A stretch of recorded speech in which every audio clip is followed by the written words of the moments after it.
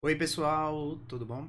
Eu vou falar hoje sobre tosse, uma aula que eu vou falar um pouco sobre tosse produtiva e tosse seca. Eu vou falar um pouco sobre expectorantes, antialérgicos, medicamentos que servem principalmente para a tosse.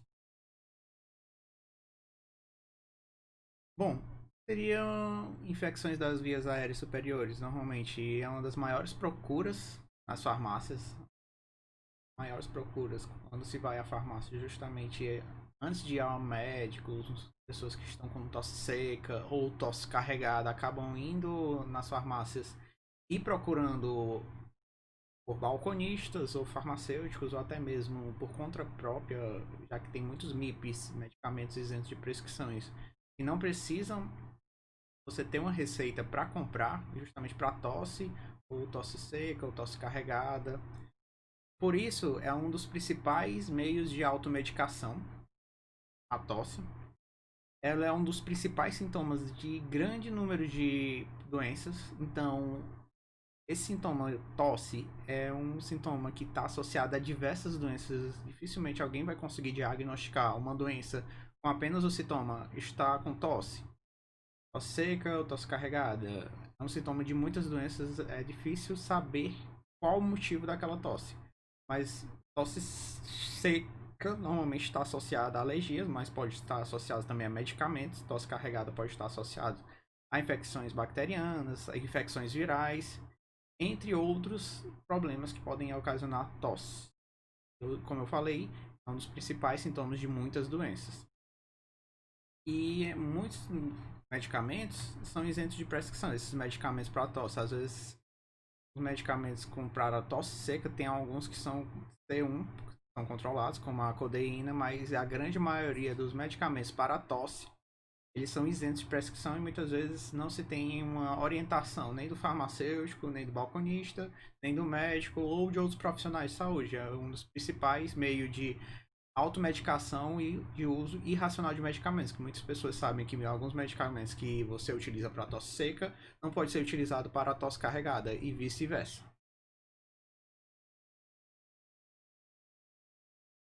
Nas infecções das vias aéreas superiores, antigamente se utilizava bastante chás e muitas outras substâncias justamente para diminuir infecções das vias aéreas superiores. Muitas drogas mucolíticas sem comprovações científicas eram utilizadas, até hoje são utilizadas sem nenhuma comprovação científica. Tem que se ater que para indicar ou para se utilizar é recomendado que tenha uma comprovação de alguma universidade, de algum local, justamente para ter esse respaldo, para ter essa segurança maior, para ter uma avaliação da eficácia desse produto e justamente mostrar uma atividade expectorante, mucolítico, até mesmo de supressão da tosse. Tem muitos medicamentos que não tiveram ação comprovada. Muita gente faz chá de vários tipos de plantas, de folhas, de flores, principalmente em locais interior. Mas muitas dessas plantas não têm uma comprovação científica e quando são testadas, às vezes eles têm um efeito tóxico maior do que justamente o princípio de aliviar a tosse. Às vezes tem uma ação tóxica no fígado, ou nos rins, ou em outros locais. Por isso que para se utilizar chás e plantas, é recomendado se conheça a planta, se conheça o tipo de chá que está utilizando, se tem comprovação científica, se tem citotoxicidade, entre outras informações que a gente tem que ter atenção. Bom, eu vou falar primeiramente sobre o movimento mucociliar. O muco, normalmente, a gente precisa desse muco justamente para proteger nossas vias aéreas superiores. Os cílios, eles empurram os cílios que a gente tem nas nossas vias respiratórias, eles empurram o muco justamente quando ele está pregado com partículas do meio ambiente que a gente não precisa, que veio justamente para, por exemplo, pólen, e não, a gente não precisa, e muito menos são antígenos que podem causar algum mal, por exemplo, se você tiver alergia ou sou asmático, podem causar mal. Esse muco, ele protege essa superfície do trato respiratório e isso faz com que os cílios expulsem, eles têm um movimento mucociliar, os cílios se movem e o muco vai sendo deslocado justamente para a gente ter aquele escarro, para a gente não ingerir, para não chegar até os nossos pulmões, aquelas partículas que não precisamos.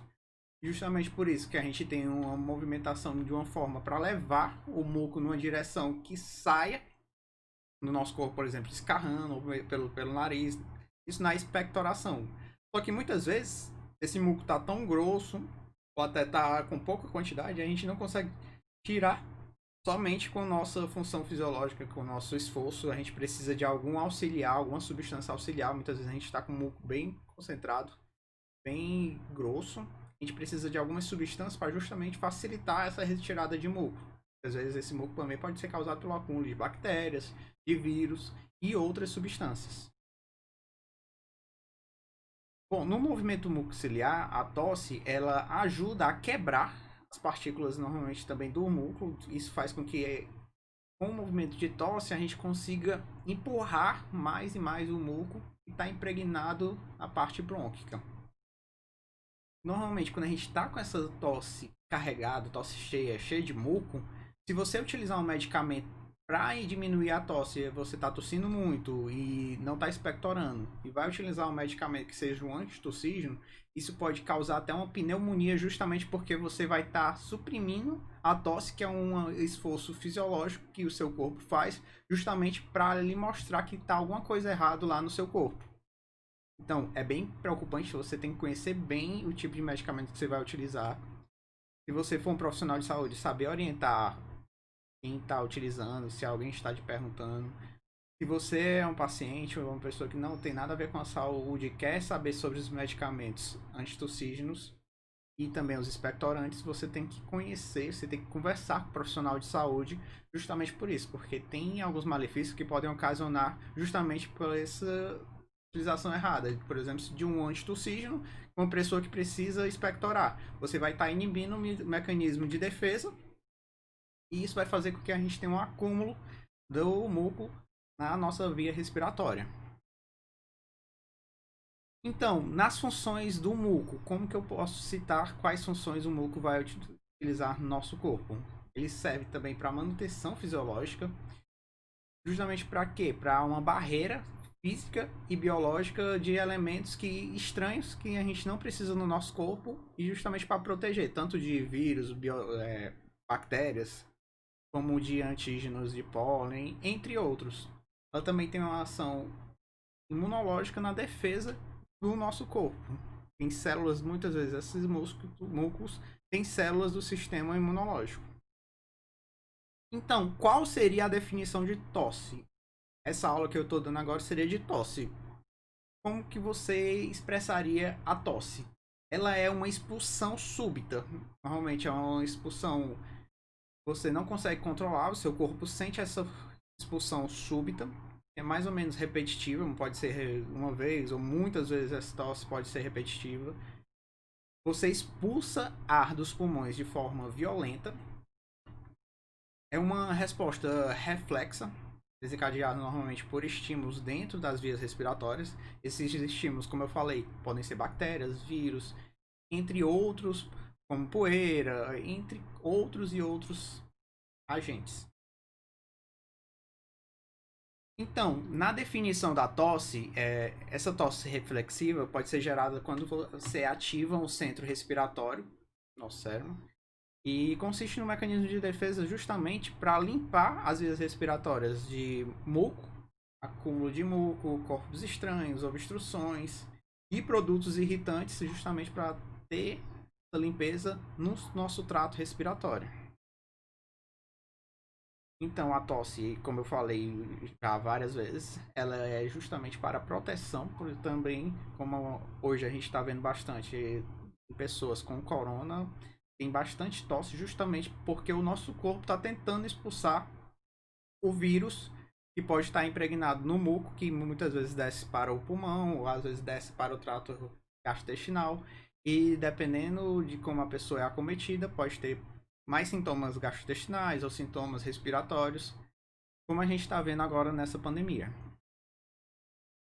Então, os tipos de tosse que eu vou trazer para vocês. A gente tem a tosse produtiva, ela é acompanhada por uma expectoração. A gente precisa, muitas vezes a gente não consegue expectorar sozinho. Eu vou falar mais na frente de expectorantes que ajudam justamente para essa expectoração, para eliminar esse muco. Ela é normalmente uma tosse útil. Por que uma tosse útil? Porque você tosse justamente para fazer o movimento dos cílios para a retirada do muco. Você tosse, seu corpo está tossindo justamente para sair aquele muco e você escarrar. Por isso é uma tosse útil. E impede um acúmulo de secreções e obstrução da parte da luz brônquica, justamente para você ter uma superfície para respirar melhor. Na tosse não produtiva, que eu vou trazer agora para vocês, que seria aquela tosse seca. A outra que eu falei que seria a tosse produtiva ou tosse útil. Agora é a tosse não produtiva ou tosse seca. O que seria ela? Ela não tem uma expectoração, normalmente não tem um acúmulo de muco. Ela não tem muita utilidade nessa parte de retirada de substâncias no nosso trato respiratório. Ela pode causar fadiga ou cansaço, muitas vezes. Se essa tosse é acometida por uma alergia, a pessoa está com alergia constante, pode dar uma fadiga. E isso pode acarretar numa irritação, até agravar o quadro da pessoa. Se a pessoa, por exemplo, tiver um DPOC ou uma asma, essa tosse constante pode dificultar a respiração desse indivíduo. Pode ser ocasionado por micro-organismo também. Ela também pode ser ocasionada por diversos e diversos problemas, como por exemplo câncer de pulmão, laringe, faringite, asma, problemas de fumantes, pessoas que fumam por muito tempo, DPOC. Tosse seca é uma tosse bem inespecífica quanto ao sintoma. Dificilmente você vai saber o que está causando aquele sintoma. Pode ser uma alergia, ou como pode ser também inúmeros de patologias que podem ocasionar uma tosse seca. Assim como a tosse produtiva pode ser ocasionada por diversos fatores que estão invadindo nosso corpo e que o nosso corpo está tentando expulsar aquele agente. Então agora eu vou falar um pouco sobre os medicamentos que são utilizados para a tosse. Primeiramente eu vou falar desses medicamentos que são utilizados para a tosse produtiva. Para a tosse produtiva, o que eu posso ser utilizado? Pode utilizar um antitussígeno, expectorante. Um medicamento ele pode ser tanto ter uma característica dessa, ou pode ter as três, ou pode ter duas dessas características. Eu vou falar mais na frente cada tipo de medicamento que a gente vê nas farmácias e nos hospitais e em nossas casas. Mas o medicamento pode ser tanto expectorante quanto mucolítico. Antitussígeno, normalmente esses antitussígenos são antialérgicos. Quando você vai utilizar um medicamento para parar de tossir, normalmente é para evitar tosses não produtivas, porque você não está tendo um acúmulo de muco, então você não precisa expectorar nem usar um mucolítico. O mucolítico é um medicamento que quebra o muco, como o próprio nome diz. Eu vou falar mais na frente sobre cada tipo de medicamento, mas o medicamento pode ser tanto expectorante quanto mucolítico ou só um dos dois. Antitussígeno, normalmente eles não são expectorantes ou mucolíticos. Os antitussígenos, normalmente eles são mais antialérgicos. Então, para tratamento, normalmente, de tosses produtivas, você utiliza, como eu falei anteriormente, mucolíticos ou expectorantes. E tosses não produtivas, que seriam a tosse seca, se utiliza opioides ou antihistamínicos. Aqueles antihistamínicos que eu falei na aula de antialérgicos. Vocês podem rever na aula anterior de antialérgicos. Eu falei para vocês sobre antihistamínicos. Vocês vão entender algum desses medicamentos que podem ser utilizados para a parte de não produtivos. Além dos opiáceos, e também vocês podem ver em alguns analgésicos opioides que eu falei na aula de analgésicos opioides. E agora eu vou falar um pouco sobre esses outros medicamentos, que são mais utilizados para tosse seca ou tosse carregada. Mucolítico, como eu falei anteriormente, seria aquele medicamento que quebra o muco. Normalmente, como eu falei para vocês, eles diminuem a secreção brônquica. E a gente tem três classes de medicamentos. A gente tem os derivados tiólicos, que é a acetilcisteína, que é um dos mais conhecidos, que é o fluimosil, carbocisteína, endosteína. Derivados de alcaloides, que também são expectorantes. Como eu falei para vocês, tem alguns medicamentos que são tanto mucolíticos como também expectorantes. A gente tem o ambroxol, a abromexina, a brovanexina. Derivados do ciclohexanemetol, seria o sobrerol. Bom, entre os derivados tiólicos, como eu falei para vocês, a acetilcisteína é um dos mais conhecidos, que é o Fluimucil, que é um dos mais dispensados para esse tipo de medicamento, que é utilizado como mucolítico. E o que a acetilcisteína ela faz?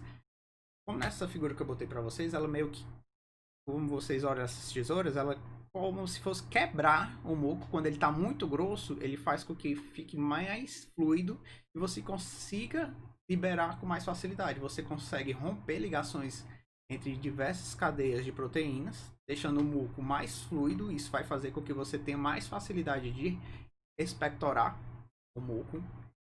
E essa ação, normalmente, elas são mais em secreções mucosas e purulentas. Ou seja, quando você utiliza a acetilcisteína, você pode utilizar justamente para deixar aquelas secreções mais fluidas.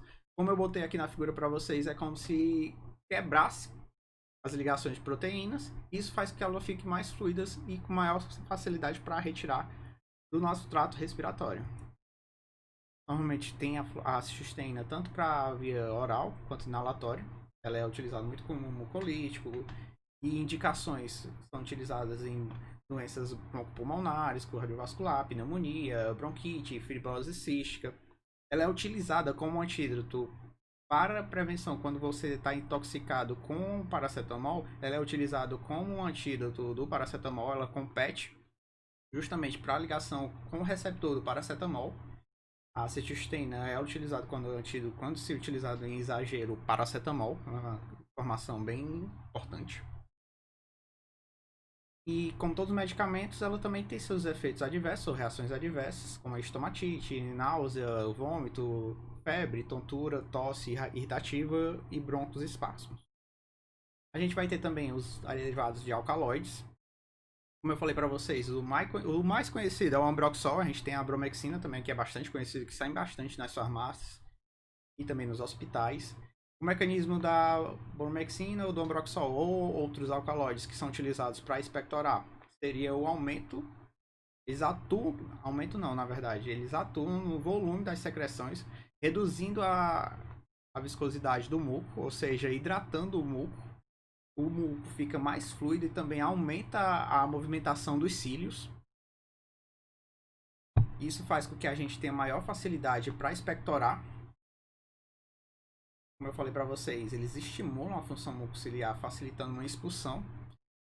Como eu falei anteriormente, a acetilcisteína ela fazia meio que a quebra da ligação proteica, já que os alcaloides eles vão fazer uma fluidificação da parte do muco. Como que eles fluidificam? Hidratando mais essa parte do muco e também aumentando os movimentos mucociliares. Isso vai fazer com que a gente tenha uma maior facilidade de expectorar o que a gente está tendo para escarrar, o que a gente está com dificuldade. A gente tem a bromexina por via oral, retal, IV, inalatória, através de aerosol também. Os principais efeitos colaterais, uma irritação gástrica, justamente por também atuar no muco do estômago. Isso pode causar um uso exacerbado de medicamentos alcaloides na parte da você utilizar em excesso ou em volume, muita quantidade, muito tempo você utilizar, você vai ter uma irritação gástrica justamente porque ele também vai fluidificar o muco que protege o estômago. E o estômago desprotegido do seu muco, isso vai fazer com que o HCl, ou suco gástrico, né, ácido clorídrico, isso dê mais dores de barriga e uma irritação gástrica. E quem tem úlcera péptica tem que ter bastante cuidado justamente por isso, porque vai ter uma irritação maior do estômago se você utilizar por bastante tempo. Bromexin é contraindicado normalmente, como eu falei anteriormente, para pessoas com úlcera péptica.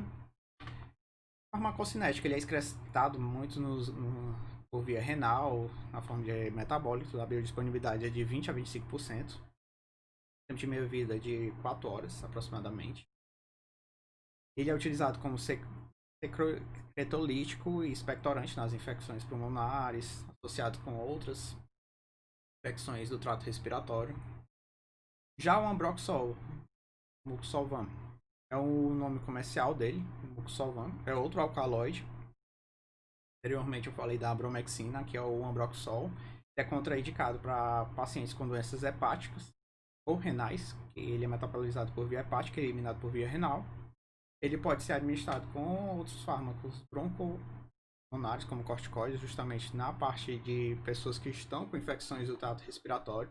Muitas vezes ele é utilizado com antibióticos, pessoas que estão com infecções do trato respiratório por bactérias. E esses antibióticos podem aumentar a concentração, o Ambroxol pode aumentar a concentração dos antibióticos nos tecidos pulmonares. Assim como a bromexina, o Ambroxol também tem como efeito colateral os distúrbios gástricos, como eu falei para vocês, eles também fluidificam o muco gastrointestinal. Isso faz com que a gente tenha uma retirada daquela proteção do estômago e vai ter uma irritação gástrica. Raramente causam alergia esses medicamentos alcaloides, tanto a bromexina quanto o Ambroxol. Agora, na parte de expectorantes, vou falar para vocês mais sobre o que os expectorantes fazem. Eu falei antes dos mucolíticos. A gente também tem os expectorantes. Normalmente, eles estimulam o fluxo de fluido das vias respiratórias, eles facilitam o deslocamento dos compostos que estão irritando a nossa faringe ou laringe. Não se pode utilizar um expectorante como um antitussígeno, porque você normalmente utiliza um expectorante justamente para retirar o que está causando obstrução, aquele excesso de muco no seu trato respiratório. Se você utilizar um antitussígeno, você vai estar revertendo ou inibindo aquela expectoração, que justamente é o que a gente está querendo. Se você utilizar um antitussígeno sedativo, como a codeína, você não vai ter uma expectoração adequada do muco que está causando aquele problema respiratório. Entre os expectorantes mais conhecidos, a gente tem a guaifenesina. Ela pode causar também uma irritação gástrica, como eu falei para vocês, alguns desses medicamentos eles mexem também na parte do muco gastrointestinal, aumentam a fluidificação e diminuem a viscosidade da secreção. Não se pode utilizar na tosse asmática e nem na bronquite crônica. Não é recomendado utilizar por muito tempo. A maioria desses medicamentos, justamente por essa irritação gástrica e retirada do muco gástrico, que eu falei para vocês. O iodeto de potássio, ele também é um expectorante muito bom e muito utilizado em diversas fórmulas. Ele fluidifica o muco, assim como eu falei para vocês anteriormente, a guaifenesina.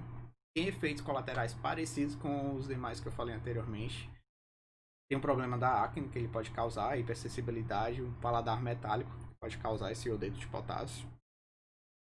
Soluções salinas, muitas vezes algumas mães ou pais não sabem, mas você pode utilizar a solução salina sem utilizar outros medicamentos, pegar um aerosol, por exemplo, utilizar uma solução salina para ajudar a umidificar, a expectorar, a lubrificar os vias respiratórios do seu familiar, do paciente ou da pessoa que você quer ajudar.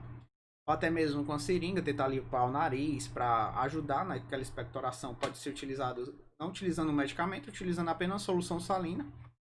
Você utilizar tanto no aerosol ou colocar numa seringa sem agulha, claro, no nariz para limpar aquele local, justamente para hidratar a via respiratória e ajudar na expectoração, na retirada daquele muco que está influenciando na patologia da pessoa, ou implicando, irritando. Aquela pessoa que está precisando daquele mesmo medicamento, muitas vezes não precisa do medicamento, basta utilizar uma solução fisiológica. Se você tiver um aerosol em casa, pode utilizar a nebulização e hidratar a via respiratória. Já nessa parte eu vou falar dos medicamentos antitussígenos, que são os medicamentos que são utilizados para as tosses não produtivas, que é aquela tosse não útil que eu falei lá no início. Esses medicamentos eles são distribuídos em medicamentos antitussígenos de ação central, que seriam opiáceos, como por exemplo a codeína, que é o mais conhecido, que ele é controlado, você não pode utilizar, chegar simplesmente na farmácia e comprá-lo sem retenção da receita, sem ter ido primeiramente ao médico e pegar a receita justamente para comprá-la. Os outros não são tão conhecidos. O mais conhecido que sai bastante para esse tipo de tosse seria a codeína. Tem uma ação central. De ação periférica, a codeína, vale lembrar, se vocês assistiram a aula de analgésicos opioides, a codeína é um analgésico opioide também. Ela tem uma ação analgésica e pode causar uma dependência. Justamente por isso que ela tem um controle maior. Ela precisa de uma retenção de receita, C1, justamente para ter o controle, porque ela pode causar uma dependência. Ela não tem uma ação analgésica tão forte como, por exemplo, com o fentanil, mas ela afeta também a parte analgésica e pode causar dependência. Justamente por isso que ela tem um controle da sua venda. A ação periférica, a gente tem medicamentos que não são de controle especial, como a droptopsina, a levodoropsina, que são utilizados para reverter tosses secas. Na parte central, normalmente esses medicamentos agem no comando central do acesso à tosse. Toda vez que é estimulado, tem uma emissão de ordem para que a pessoa tussa, e justamente tem uma tosse que não é produtiva, é uma tosse que é um sinal, por exemplo, pode ser um câncer ou uma irritação. Dificilmente se sabe qual seria o que está causando aquela tosse, porque tem N patologias que podem causar tosse seca, mas ele é justamente para avisar que tem algo errado lá no trato respiratório da pessoa.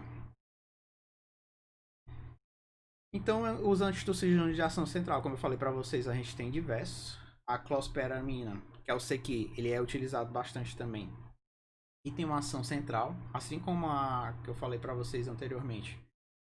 A clozapamina, o CQ, ele é bastante utilizado. Ele age seletivamente no centro da tosse. Ele tem uma atividade antihistamínica também, previne também a estimulação da irritação e não provoca uma dependência. Comparado com a codeína, ele não tem uma ação de dependência. Tem um tempo de meia-vida de 3 a 4 horas. Com isso, o efeito pode durar uma noite toda. É indicado normalmente para doenças da via respiratória, como gripe, resfriado. Esse aqui é um dos mais utilizados para essa tosse seca. Ele pode ter uma interação medicamentosa justamente com medicamentos de ação central. E como, por exemplo, tem uma ação central com o álcool, com barbitúricos, sedativos, entre outros medicamentos que têm uma ação no sistema nervoso central. Tem que ter bastante cuidado na utilização do CQ com medicamentos de ação central, porque pode ter um aumento do efeito, potencializar o efeito desses medicamentos. E entre os efeitos colaterais ou reações adversas, a gente tem a secura na boca e uma sonolência que ele pode ocasionar.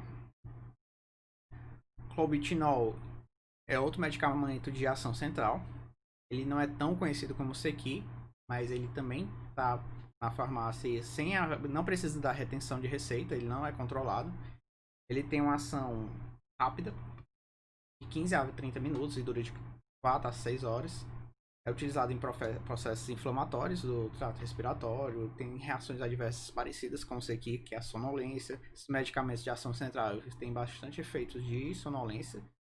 Ter cuidado quem for utilizar e no horário que for utilizar, se utilizar e a pessoa for trabalhar, por exemplo, de motorista, é bem preocupante, que pode dar uma sonolência bem exacerbada. Pode causar náuseas, vômitos, tremores, entre outros efeitos. A codeína, como eu falei para vocês ouviram bastante eu falar lá em analgésicos opioides. A gente agora vai falar, né? A gente falou anteriormente na ação na dor.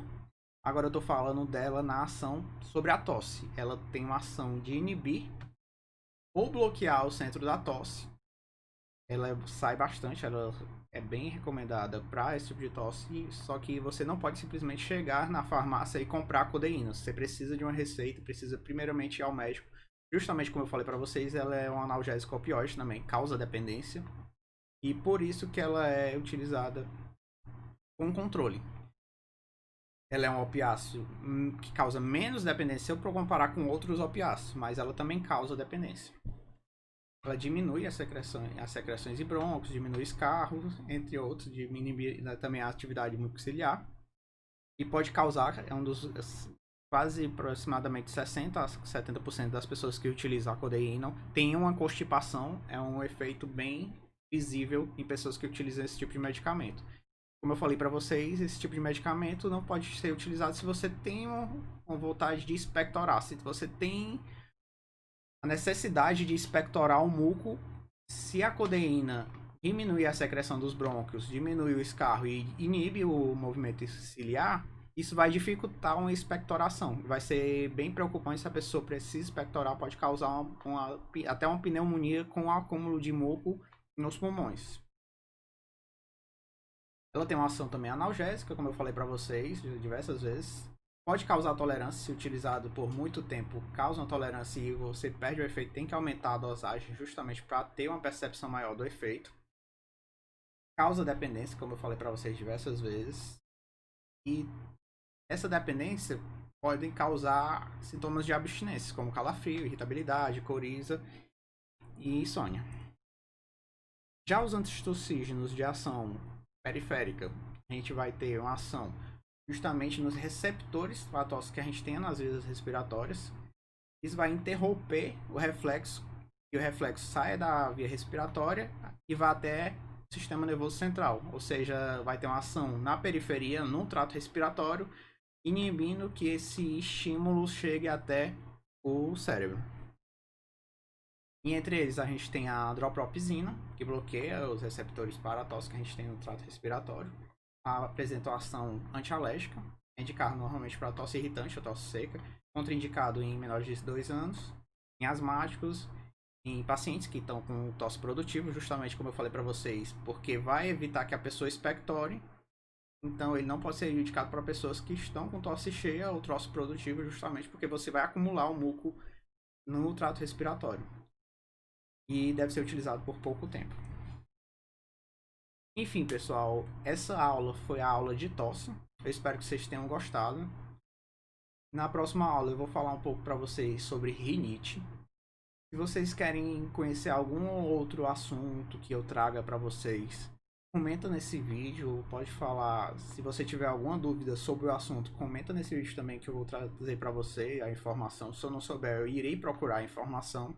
Se você tem dúvidas sobre outro vídeo que eu tenha colocado, outro assunto, pode comentar. Se você tem dúvidas sobre medicamentos, eu sou farmacêutico, eu sei um pouco sobre medicamentos. Eu não posso dizer que eu sei muito, porque existe bastante medicamentos.